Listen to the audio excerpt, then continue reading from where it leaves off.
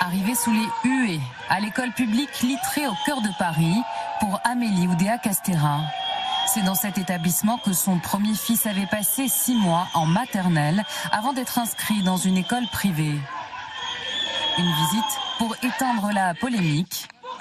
Les caméras et les représentants des syndicats enseignants l'attendent de pied ferme.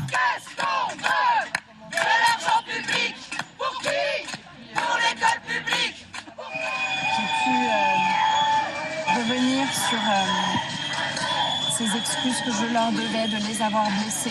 Tu n'es plus ministre. Bon.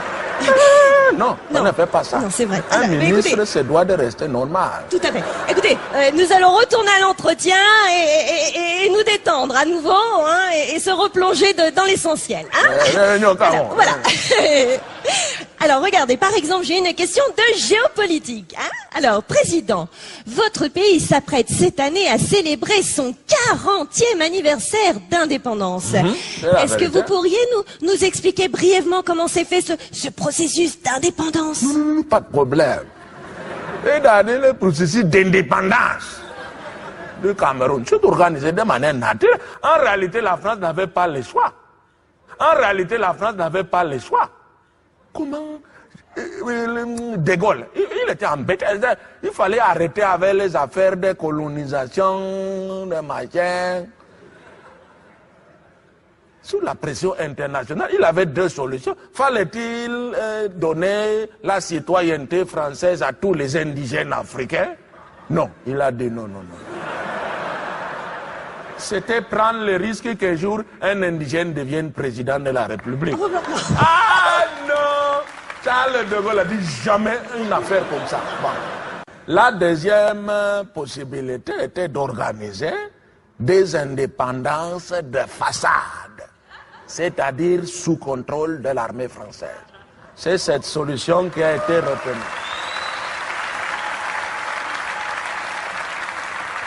C'est cette solution qui a été retenue par mon employeur et je dois dire aujourd'hui. Excusez-moi de vous interrompre, Votre Excellence. De qui parlez-vous de l'employeur? Parce que vous êtes président de la République. La France.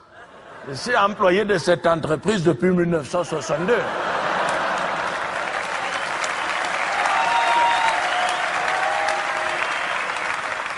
Je suis rentré, j'avais 18 ans. J'étais tout jeune apprenti président. J'ai gravi les échelons. Je suis devenu président maréchal. Voilà. Bientôt président empereur. Nous avons changé la constitution il y a 6 mois. Voilà.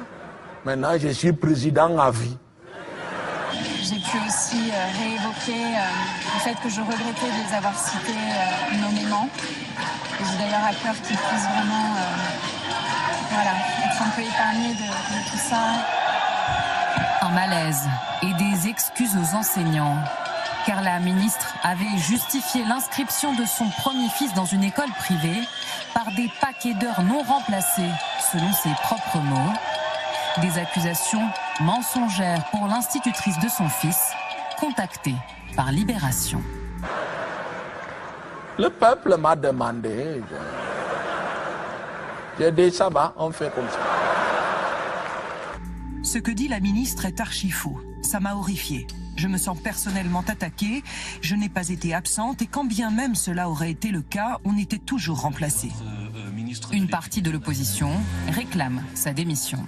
Elle a commencé par le mépris à l'égard des enseignants, à l'égard des personnels de l'éducation nationale. Et finalement, on se rend compte que c'était davantage que du mépris, c'était un mensonge. La ministre a menti, je ne vois pas comment elle peut continuer cette action publique. De toute façon, son ministère, par ailleurs, c'est la chose que je veux dire, est beaucoup trop grand. Pendant ce temps, dans les colonnes du Figaro, un poids lourd du gouvernement annonce déjà son futur départ. Drôle de timing sur le ton de la confidence. Pour Gérald Darmanin, sa mission s'achèvera après les Jeux Olympiques. Après, un cycle au ministère de l'Intérieur sera atteint. Gabriel Attal aurait certainement préféré meilleur début pour son gouvernement. Pas encore au complet et déjà en difficulté. Le Premier ministre est omniprésent sur le terrain. À l'école, à l'hôpital, au marché. Merci, il y a du monde. Gabriel Attal à la conquête des Français. Il faut attendre de juger sur place. On va voir. Ouais. Ah, voilà. Cet après-midi, baptême du feu à l'Assemblée et première question au gouvernement dans son nouveau rôle de Premier ministre. Gabriel Attal a égrené ses priorités, classe moyenne, accès aux soins, sécurité, éducation nationale. Nous devons remettre de l'exigence et de l'excellence à tous les étages. L'école n'est pas un tapis roulant sur lequel on se pose et on passe de classe en classe sans vérifier si on a le niveau. Remettre de l'exigence et de l'excellence, c'est ce que nous devons à tous les élèves de France en matière d'égalité des chances. À droite comme à gauche, les oppositions appellent à l'action. Vos défis, c'est peu de le dire, sont immenses. Le seul remède, c'est d'agir avec courage, même quand c'est difficile, même quand c'est impopulaire. Beaucoup même me disaient, même mort, il faut rester président. Ah, j'ai dit non, comment? Non. Ça n'est pas démocratique. Non. Je peux rester président mort 1 mois. Voilà. Après, il faut que mon fils vienne là comme ça. Mais excusez-moi, mais vous êtes vraiment certain que c'est le peuple qui plébiscite ce genre de réforme? Mais d'ailleurs, comment est-il votre peuple au quotidien? Le peuple camerounais, non, le gentil. Il aime les bécoutis, il va danser comme ça. Il veut voir seulement le football comme ça. Il est gentil. Il rit, il est heureux. C'est correct. Alors, je vais vous interrompre pour rebondir à nouveau sur vos propos. Donc, je vous cite, le peuple camerounais est gentil. Gentil. Il est heureux. Voilà, il est heureux. Il rit. Il rit, on dit comme ça. C'est des paroles. Moi, je veux pas Dalida, Premier ministre. Les paroles. Bon, alors vous voulez des actes. Moi, ok, quoi concrètement? des actes. Quoi? Un gouvernement aussi sommé d'agir par le président, qui réunissait hier soir ses troupes à l'Élysée avec un message: serrer les rangs. Une soirée où François Bayrou et Édouard Philippe ont brillé par leur absence. L'ancien Premier ministre ne sera pas non plus devant sa télévision ce soir pour regarder la conférence de presse d'Emmanuel Macron. Hasard du calendrier, il tient une réunion avec les cadres de son parti. Mais j'ai l'impression aussi qu'il souffre beaucoup, ce peuple. Non, pas tellement. Si. Il y a toujours quelques clandestins qui ne sont pas vraiment acceptés maintenant. Oui, mais enfin là, vous allez tout de suite comprendre parce que j'ai sous les yeux 3 rapports assez accablants sur la situation de votre pays. Bienvenue au Cameroun. Alors, ce premier rapport que j'ai, celui des Nations Unies, qui malheureusement classe votre pays en tête de liste. Non, on est deuxième. Regardez. On est passé premier. Oui. On est les champions. C'est le champion du monde. Comment? Non, c'est bon. Oui, attendez de connaître la catégorie. Donc vous êtes champion du monde, mais en ce qui concerne la corruption. Il y a un peu de corruption quand même. J'ai remarqué ça il y a 2 jours. J'ai dit, il y a la corruption ici. Je vais baisser ça. Je vais faire ça demain matin. Écoutez, c'est une très bonne nouvelle, mais en attendant, donc j'ai un autre rapport, celui-ci beaucoup plus blanc, plus grave, celui de l'OMS. Non, attendez, vous allez voir, ça devient intéressant. Donc l'OMS, qui elle parle de malnutrition, de mortalité infantile record. Écoutez, votre Excellence, les casques bleus ont été déployés sur place, donc à un moment donné, il faut quand même rendre des comptes sur l'état de votre pays. Mais qu'est-ce que les casques bleus viennent faire au Cameroun? Qu'ils aillent en Irak, en Palestine, en Géorgie. Les gens souffrent en Géorgie. Qu'est-ce qu'ils viennent même faire au Cameroun? On meurt au Cameroun. Oui, mais de manière complètement naturelle. Sans bombardement intensif et autres nuisances. Non. Malaria, paludisme, malnutrition, ce sont des morts bio.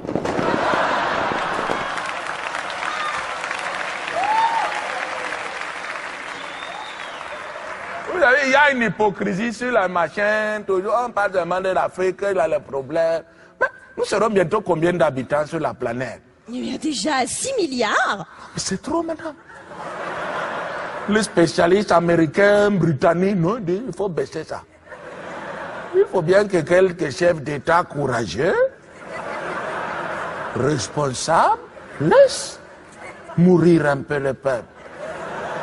Je parlais, c'était même le matin là, je parlais avec mon ministre du papier.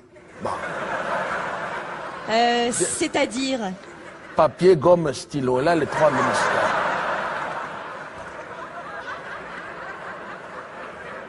Jean-Placide Tsungi. Je dis, mais plat-plat. Il appelle plat-plat. J'aime rigoler, Je dis, plat-plat, c'est comment? On ne meurt pas assez au Cameroun. Tu dois prendre des mesures. Tabac obligatoire à la maternelle. Alcool au volant, voilà les gens. Des mesures que j'attends d'un ministre. Et bien, même le matin, là. Et bien, avec le... bon. Je parlais avec mon ministre du Poids, Jean-Placide Tsungi. Bon, c'est la même personne, c'est la même personne. C'est un gars de mon village, il a 10 ministères. Je dis, plat-plat, c'est comment? On ne meurt pas assez au Cameroun, mais les gens sont trop gros. Je regarde même, nous sommes la risée des gens du Sahel. Les Éthiopiens, les Maliens, les Tchadiens, mais ils nous traitent de gros facochers. Si je me suis engagé, le poids moyen du Camerounais dans un an sera de 17 kilos.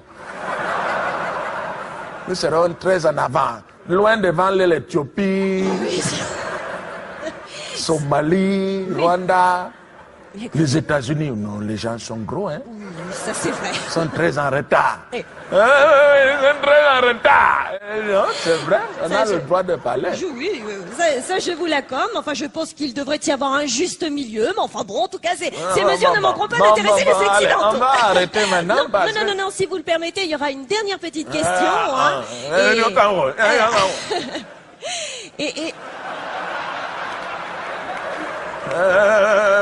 Et j'y tiens parce que c'est un sujet un petit peu délicat, mais fort intéressant. Alors, il s'agit cette fois-ci de parler de vos opposants, hein, et qui sont pour la plupart en exil, je dois le souligner. Sont les bienvenus au Cameroun.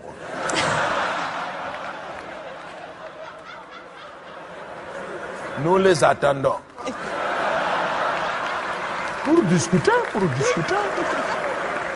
Pas de problème. Eh bien, nous leur ferons savoir. En tout cas, de là où ils sont, les langues se délient puisqu'ils émettent des accusations assez graves. Hein, et ils disent que vous utilisez les caisses de votre pays comme vos propres caisses. Hein, oui. Ils ont dit ça, hein? Oui. Et ils prennent en exemple, je cite, cette autoroute en marbre.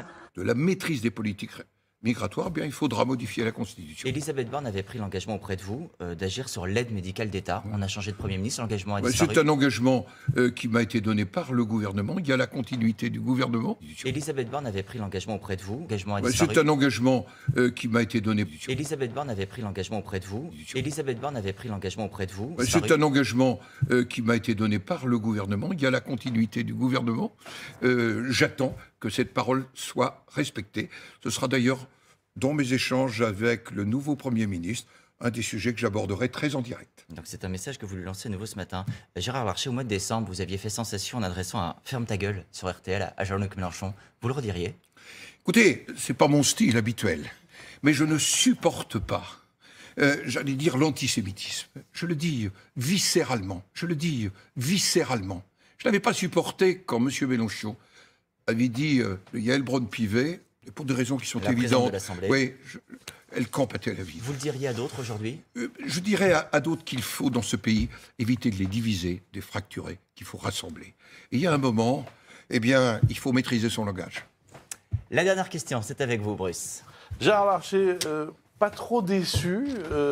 Attal, Premier ministre, il y a quelques mois, on parlait de vous à ce poste. Et d'ailleurs, je me demandais, est-ce que ça a vraiment été évoqué entre le président de la République et vous? Écoutez, Gabriel Attal et moi-même, on n'a pas le même profil. Je suis plus proche du vôtre, cher Bruce Toussaint. On n'a pas le même profil, on n'a pas le même chemin. Et je dois vous dire, moi, je suis pleinement dans mon rôle de président du Sénat. Est-ce que vous l'avez évoqué une fois au moins avec le président? Non, jamais. Je vais vous dire quelque chose. Jamais le président de la République n'a tendu la main. Je vais vous dire quelque chose. Jamais le président de la République n'a tendu la main. Nous avons des relations institutionnelles, des relations franches, plutôt sympathiques, mais sur le fond, lui c'est lui et moi c'est moi. Merci Gérard Larcher et merci Adrien Gindre. Un petit granit là que j'ai fait venir d'Italie. Ça s'appelle du marbre. Donc, en marbre, que vous avez fait construire jusqu'à votre village natal. Donc là, n'est-ce pas un petit peu grotesque, voire excessif compte tenu de l'état du pays? Mais c'est un cadeau, madame, de Total Fina. Le pétrolier français, j'ai été élu meilleur employé de la décennie, madame. Vous ne voyez pas ça? Non, mais c'est la vérité. J'ai garanti à la France une indépendance énergétique peut-être pendant 20 ans. C'est un cadeau, mais je manque à toutes mes obligations. Aimez-vous même les cadeaux? Firmin, diamant, les diamants. Petit cadeau de Cameroun. Oh, ouais, c'est gentil. Des petits diamants. D'accord, mais vous savez, devant les caméras, je sais pas si... J'ai décidé de faire de vous ma 72e épouse. Voilà. C'était pour ça, mais alors là, ça ne va pas être possible parce que je suis déjà mariée. Hein. Non, Firmin, ambiance. Le peuple camerounais, non, le gentil. Il aime les bikoutis, il va danser comme ça. Il va voir seulement le football comme ça. J'aime la poésie française. Jacques Brel. Laisse-moi devenir l'ombre de l'ombre, le chien. C'est presque ça, non? Je creuserai la terre jusqu'après ma mort de la lumière. Ouais, alors, une autre fois pour les paroles. Je vais vous conduire dans mon atelier. Non, ça va... Parce que faut que je reprenne... Je vais vérifier le bas moteur. Mais là, ça fait mal, parce que là, faut que je reprenne l'avion.